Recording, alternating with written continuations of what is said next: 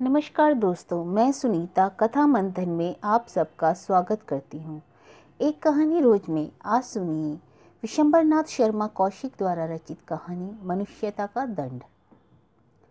Moscow से लगभग 200 मील पश्चिम की ओर व्याज्मा के निकट जंगल में घने वृक्षों के मध्य एक बड़ी सी झोपड़ी बनी थी। इस झोपड़ी में एक छोटा सा रूसी परिवार रहता था। इस परिवार में केवल 3 प्राणी थे। एक प्रौढ़ वयस्क पुरुष जिसकी उम्र 45 वर्ष के लगभग थी, शरीर हष्टपुष्ट और बलिष्ठ, उसकी पत्नी जो लगभग उसकी समवयस्क थी, और उनकी एक कन्या थी जिसकी उम्र लगभग 20 वर्ष की होगी। ये दोनों स्त्रियां भी खूब तंदुरुस्त थी। पुरुष का नाम था पॉल लॉरेज़की, स्त्री का नाम स्टेला और कन्या का नाम था पॉला। दिसंबर की संध्या थी। अस्तासन सूर्य की सुनहरी किरणें आकाश में फैले हुए कोहरे को भेदन करने का विफल प्रयत्न कर रही थी। झोपड़ी में केवल 3 कमरे थे। एक उठने बैठने के काम आता था, एक स्त्रियों के सोने के लिए, दूसरे में पॉल का बिस्तर था। झोपड़ी के पिछवाड़े एक शेड था जो भोजन पकाने तथा खाद्य सामग्री रखने में काम आता था। पॉल अपनी पत्नी तथा कन्या सहित अंगीठी के सामने बैठा हुआ था। झोपड़ी में अंधेरा हो गया था, अतः स्टेला ने अपनी कन्या से बोला, पौला चिराग जला दो, आज बड़ी सर्दी है, बर्फ बाहर गिरने लगी होगी।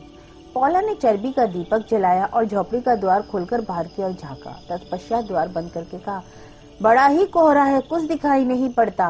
यह कहकर वह पुनः अपनी कुर्सी पर आ बैठी। स्टेला जमाई लेते हुए बोली, ना जाने इस प्रलयकारी युद्ध से कब छुटकारा मिलेगा। पॉल अपना पाइप मुंह से निकालकर बोला, इतने ही दिनों में घबरा गई, अभी तो असली युद्ध आरंभ ही नहीं हुआ है। एक तो हम लोग ऐसी जगह हैं जहां हफ्तों को समाचार ही नहीं मिलता, इससे तो जी उब जाता है। स्टेला ने कहा, लेकिन हम तो सुरक्षित भी है ना यहाँ पर। पॉला बोल उठी, मेरा चित्त तो चाहता है मैं मास्को चली जाऊं, वहां युद्ध के काम में कुछ सहायता करूं। तो क्या तू समझती है कि हम लोग यहाँ बेकार पड़े हैं? हम लोग भी तो यहाँ रहकर जो कर रहे हैं वह भी युद्ध की सहायता ही है। हाँ, सहायता तो है उसका, परंतु जीवन बड़ा निरुत्तेजक है। कहीं कोई हलचल नहीं, कोई गर्मा गर्मी नहीं, मौसम भी ठंडा और हमारा जीवन भी ठंडा। कुछ भी हो, हमें अपना कर्तव्य पालन करना चाहिए। पॉल ने गंभीरता पूर्वक कहा। पाइप मुंह में लगाकर विचार मग्न हो गया। तीनों मौन बैठे हुए थे। तीनों की विचारधारा अलग अलग थी। पौला मास्को का कल्पित चित्र खींचकर उसमें विचरण कर रही थी और पॉल सोच रहा था रूस और उसके भविष्य की बात। सहसा द्वार खटखटाने का शब्द हुआ। पॉल चौंक पड़ा। उसने पाइप मुंह से निकालकर द्वार की ओर कान लगाया। कुछ क्षण पश्चात फिर वही शब्द।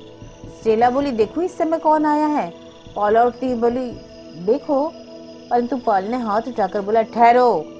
पॉला खड़ी रही। फिर वही शब्द, परंतु इस बार कुछ और जोर से। पॉल उठ खड़ा हुआ। उसने खूंटी पर लटकी हुई पेटी में से अपनी पिस्तौल को निकालकर हाथ में ले लिया। तत्पश्चात द्वार के निकट पहुंचा। द्वार के पास ही एक छोटी सी खिड़की थी। खिड़की को खोलकर बाहर झांकते हुए पूछा, कौन?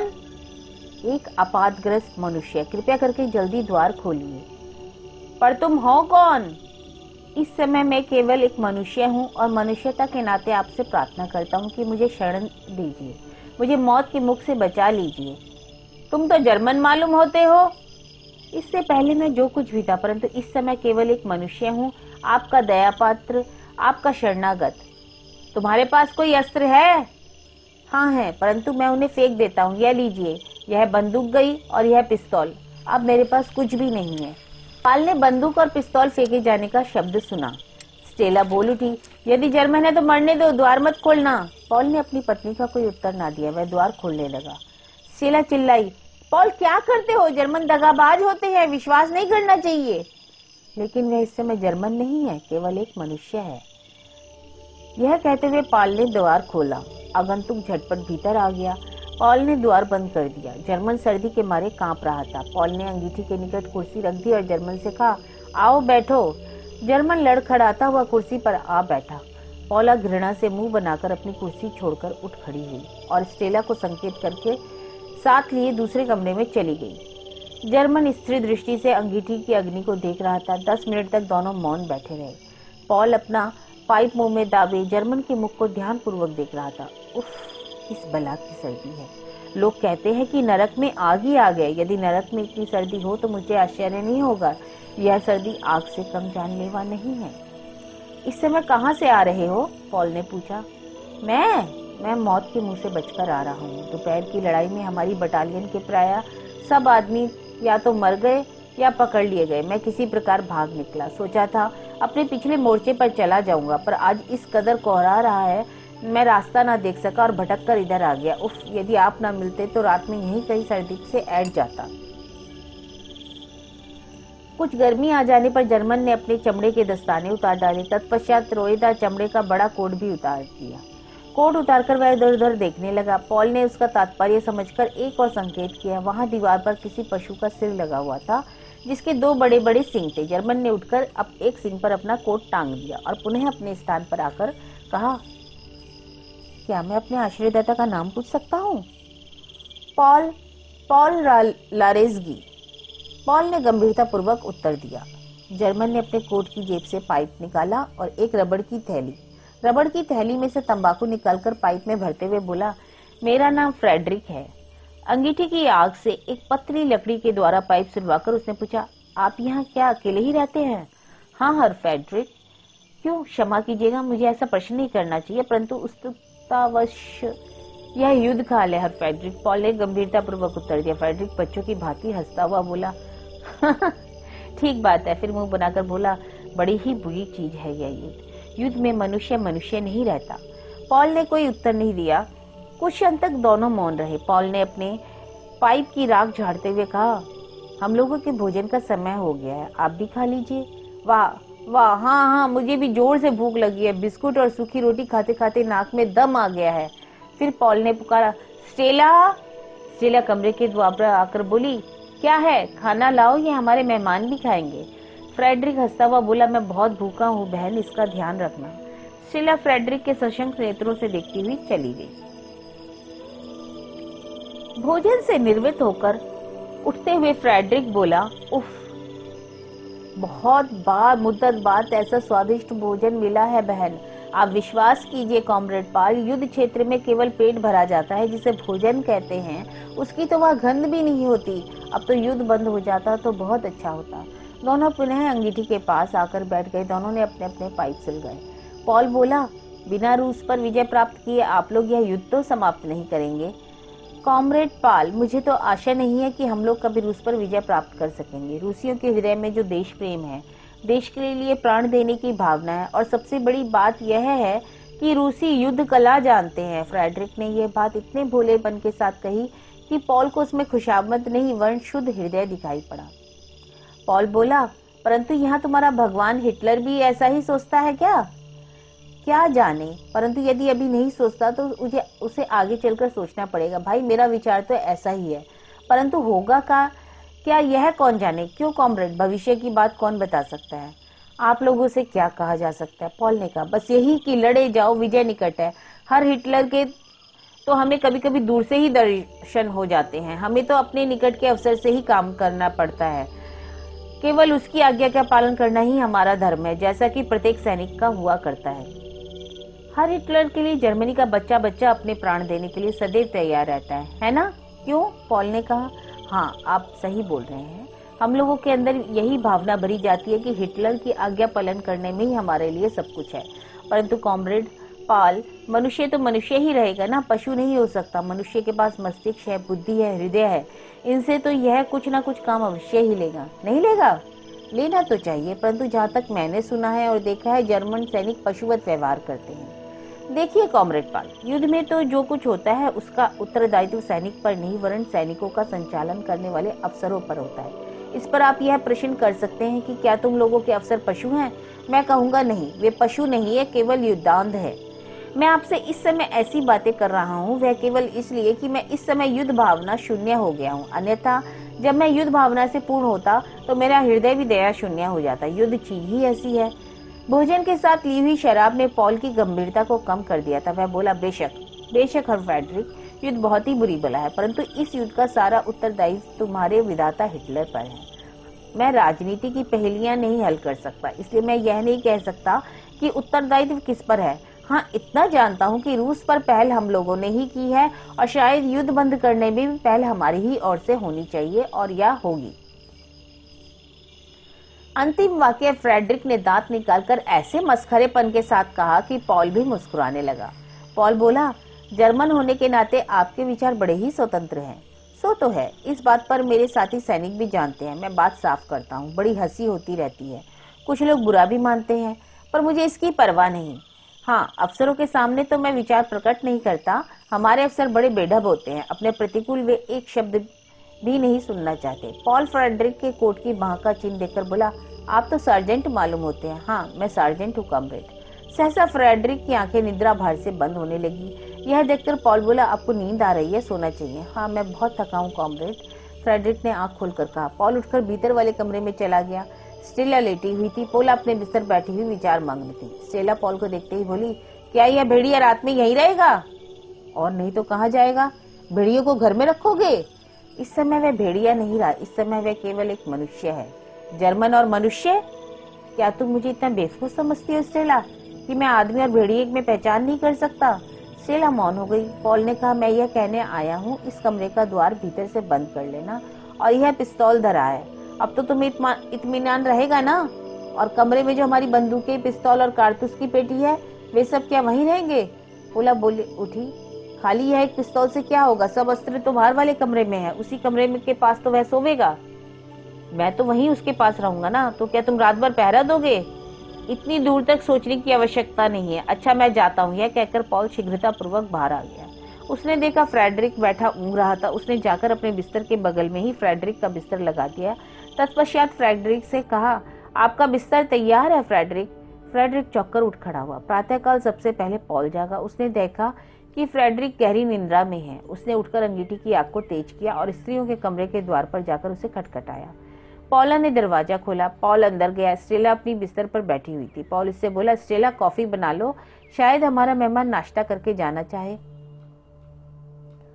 तो क्या उसे जाने दोगे? हाँ, क्यों नहीं, यहीं रखने का विचार है क्या?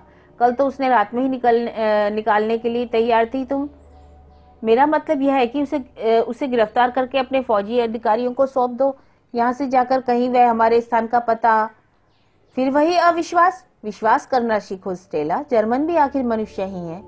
इसी मनुष्यता का तो परिचय वे आजकल दे रहे हैं। अरे सभी एक जैसे थोड़ी ना होते हैं। इतने में से कुछ है तो ऐसे निकलेंगे जिनमें अब भी कुछ मनुष्यता बाकी है, और मेरे ख्याल से उन्हीं थोड़े आदमियों में से यह एक है। खैर, उस पर नहीं तो मुझ पर तो विश्वास करो। मैंने धूप में बाल सफेद नहीं किए हैं। जल्दी नाश्ता तैयार करो।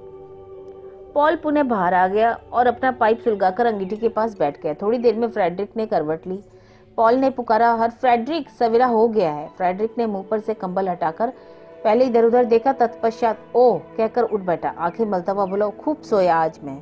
थके हुए जो थे, पॉल ने मुस्कुराकर कहा। फ्रेडरिक अपने जूते चढ़ाते हुए बोला, बहुत थका था। फ्रेडरिक भी पॉल के पास आ बैठा।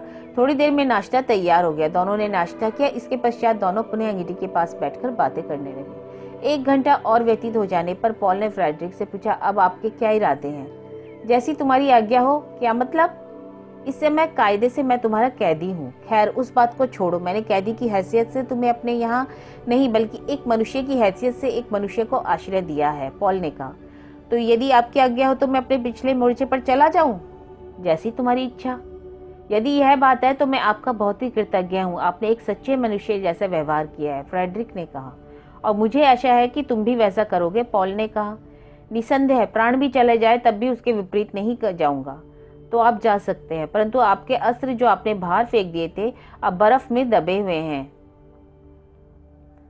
कोई चिंता नहीं, ऐसे ही चला जाऊंगा। यदि केवल एक पिस्तौल होता तो काफी होता। एक पिस्तौल? खैर, एक पिस्तौल तो मैं आपको दे दूंगा, बस काफी है। और थोड़ी दूर तक का रास्ता बता दीजिए। यह भी बता दूंगा। और कुछ? बस, और कुछ नहीं चाहिए। कुछ देर फ्रेडरिक चलने के लिए तैयार हो गया। पॉल ने उसे एक भरा हुआ पिस्तौल दिया और थोड़ा खाने को। फ्रेडरिक बोला, यह कुछ खाने को है? शाम तक वहां पहुंच पाओगे? धन्यवाद, आप बड़े दयालु हैं। अच्छा, चलो मैं तुम्हें रास्ता बता दूं। पॉल ने अपनी बंदूक ले ली और जाने के लिए तैयार हो गया। चलते समय फ्रेडरिक स्टेला से बोला, बहन क्षमा करना, मेरे कारण आपको बहुत असुविधा हुई। स्टेला मुस्कुराकर बोली, नहीं नहीं, असुविधा की क्या बात थी। पॉल और फ्रेडरिक दोनों चले। लगभग 1.5 घंटा चलने के बाद मुख्य सड़क दिखाई पड़ी। फ्रेडरिक बोला, बस अब आप लौट जाइए, मैं चला जाऊंगा। ये दोनों थोड़ी दूर आगे बढ़े होंगे कि सामने से जर्मन मोटर फौज का एक दस्ता आता दिखाई दिया। फ्रेडरिक जल्दी से बोला, कॉमरेड, पॉल अब जल्दी निकल जाइए, छिपते हुए जाइएगा। पॉल शीघ्रता पूर्वक वृक्षों की आड़ लेकर लौट पड़ा। फ्रेडरिक आगे बढ़ा। 10 मिनट में फौज का दस्ता उसके करीब आकर रुक गया। उसमें से 8-10 सैनिक बंदूकें लिए हुए उतरे। उनके साथ में एक अफसर भी था। अफसर के हाथ में दूरबीन थी। अफसर ने पूछा, तुम्हारा क्या नाम है? फ्रेडरिक। किस बटालियन के हो? फ्रेडरिक ने नाम बताया। अफसर ने उसका नंबर पूछा। वह भी फ्रेडरिक ने बता दिया। तुम्हारे साथ दूसरा आदमी कौन था? कौतुक का फिर तीव्रता से प्रवेश। कोई तो नहीं था। कैसे नहीं? मैंने स्वयं दूरबीन से देखा, एक रूसी बंदूक लिए हुए था। फ्रेडरिक मौन रहा। अफसर साथ के सैनिकों से बोला, देखो उसे तलाश करो, अभी दूर नहीं गया होगा। 10 सैनिकों की एक टुकड़ी अपनी अपनी बंदूकें संभाल कर दौड़ पड़ी। अफसर फ्रेडरिक से बोला, तुम्हें गिरफ्तार किया जाता है। यह कहकर उसने पास खड़े हुए सैनिकों से संकेत किया और उन्होंने आगे बढ़कर उसे हिरासत में कर लिया। एक ने पिस्तौल ले लिया। देखकर सैनिक बोला, यह तो रूसी पिस्तौल है। अफसर चौंकर बोला, देखूं? पिस्तौल हाथ में लेकर अफसर बोला, यह तो निस्संदेह रूसी है। तुमने इसे कहाँ पाया? फ्रेडरिक बोला, एक रूसी लाश से लिया था। अफसर ने पिस्तौल की मैगजीन खोलकर देखी। तत्पश्चात का बिल्कुल भरा हुआ है, एक भी फायर नहीं किया गया। मेरा ख्याल ठीक निकला, उसका यह प्रमाण है। ठीक बताओ, तुम्हारे साथ कौन था? फ्रेडरिक बोला, यदि आप ठीक जानना चाहते हैं तो वह था जिसने मुझे मृत्यु के मुख से बचाया, जिसने मुझ पर विश्वास करके अपने घर में आश्रय दिया। वह एक मनुष्य था। उसने मुझे मनुष्य समझकर मेरे साथ मनुष्यता का व्यवहार किया। ओहो, मैं तुम्हारा व्याख्यान नहीं सुनना चाहता। कौन था वह? उसका घर कहाँ है? अफसर ने कड़क कर कहा। फ्रेडरिक मौन रहा। जल्दी बोलो। फ्रेडरिक निरुत्तर था। नहीं बताओगे? कदापि नहीं। फ्रेडरिक ने इस बार दृढ़ता पूर्वक कहा। तब तो यही तुम्हारी खुली बगावत है। इसी समय सैनिकों की एक टुकड़ी लौट आई। उसमें से एक ने अफसर को सैल्यूट करके कहा, वह तो नहीं मिला, आगे घना जंगल है, उसमें छिप गया होगा और हम लोगों को देख गया है। अफसर ने पैर पटक कर क्रोध से दांत पीसते हुए कहा, फ्रेडरिक, तुम्हें 2 मिनट का समय दिया जाता है। उसके बाद एक सैनिक होने के नाते तुम स्वयं जानते हो कि तुम्हारे साथ क्या व्यवहार होगा। 2 मिनट व्यतीत हो गए। अफसर सैनिकों से कड़क कर बोला, फायरिंग स्क्वाड, 5 आदमी। 5 सैनिक अलग निकलकर एक कतार में खड़े हो गए। अफसर फ्रेडरिक से बोला, फ्रेडरिक, तुम्हें फ्यूअर तथा नाज़ी सरकार के विरुद्ध बगावत करने के अपराध में मृत्यु दंड दिया जाता है। तुम्हें कुछ कहना है? फ्रेडरिक ने दृढ़ता पूर्वक बोला, मुझे कुछ नहीं कहना। अफसर ने सैनिकों को संकेत किया। 2 सैनिकों ने आगे बढ़कर फ्रेडरिक का ऊपरी कोट उतार लिया। तत्पश्चात उसके दोनों हाथ पीछे बांध दिए। अफसर ने आकर फ्रेडरिक से पूछा, किसी को कोई संदेश देना है? फ्रेडरिक कुछ क्षण सोचकर बोला, हाँ, मेरी माता से कह देना फ्रेडरिक, उसकी मनुष्यता के लिए मृत्यु दंड दिया गया। अफसर दांत पीसकर बोला, इसकी आंखों पर पट्टी बांधो। एक सैनिक ने रुमाल फ्रेडरिक की आंखों पर बांध दिया। अफसर ने कहा, ले जाओ, 50 कदम।